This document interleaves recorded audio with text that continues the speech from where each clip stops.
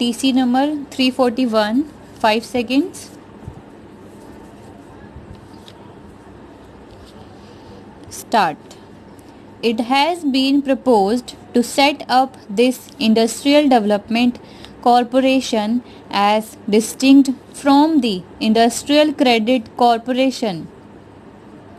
I am not concerned at present with the latter. Sir, the object of this corporation is stated to be to quicken the pace of industrial development in the country. There is no denying that the fact that it is necessary for the government to take the initiative in the matter of industrial development of our country and help in the growth of industries. If money were required for this purpose, nobody would be more happy to provide that money than our party, because we stand for the industrial development of the country. But what is being done in the name of development of industry is this: the government is making over certain things to the big man in the business and is entirely leaving matters to them and is relying on them for the development of the industries. In this scheme, too, you will find the same attitude being taken by the government.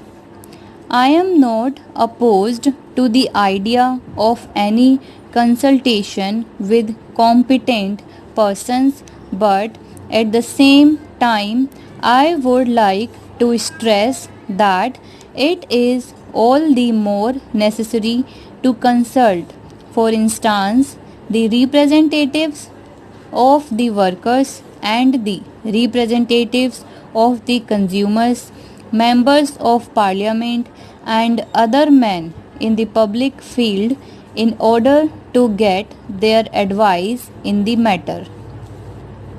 Instead of doing so, government consults only the big monopolists who naturally offer their advice with a certain bias into which we need not go.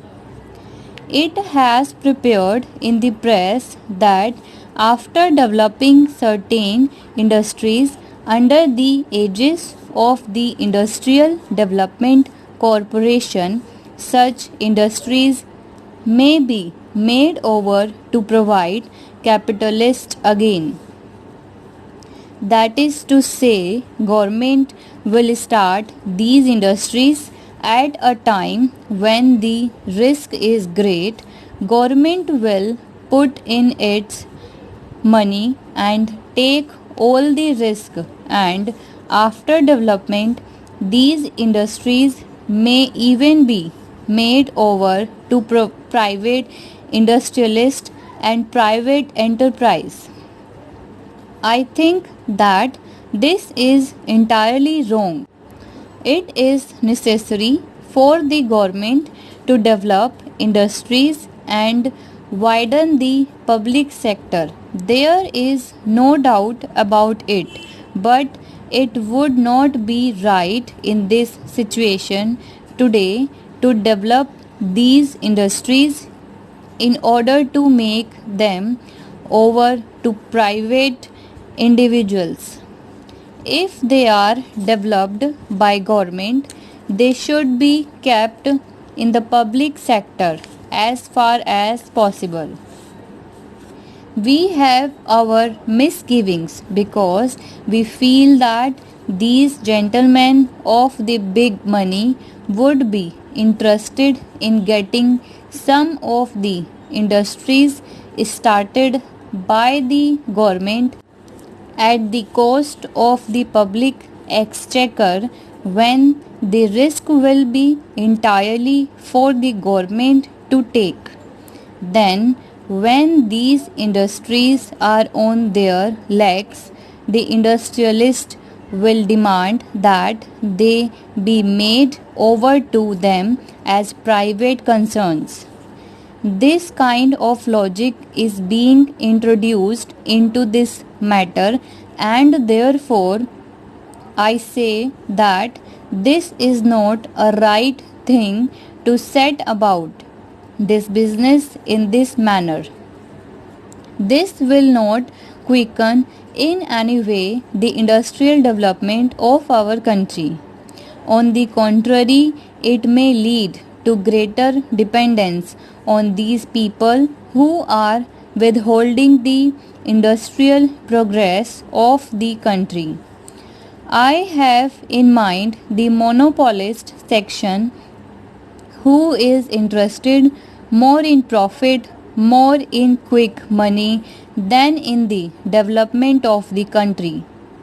They are not interested in taking risk for the development of our industries, but are interested in seeking that the risk is shouldered by the government and that the gains go to them. When government asks for funds, they should explain to us what exactly is there in their mind. The reports that had appeared in the press are shrouded in mystery. We can understand that when these gentlemen talk with these big men, there is a certain amount of mystery about it. When we, the Parliament, are called upon to make provision for funds, I think it is the duty of the government to tell us what exactly they propose to do with the Industrial Development Corporation which they are going to set up. What will be its functions? How will it be administered? What will happen to the industries that will be started, and how would the section be made?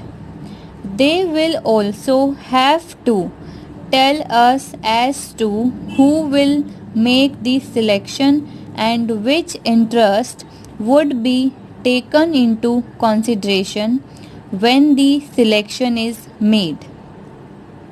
How will the rights and wages of the workers be guaranteed in those industries which may be started under the aegis of the corporation? These are all very legitimate and pertinent questions for us to ask, and I think that the government should throw some light on them. There is another item of making provision for delegations that are going abroad. I have in mind the delegation that was sent to the Gate. We sent a delegation to that conference, sir, and about rupees 62,000 is wanted for meeting the cost of that delegation. We have something to say on this item without discussing further.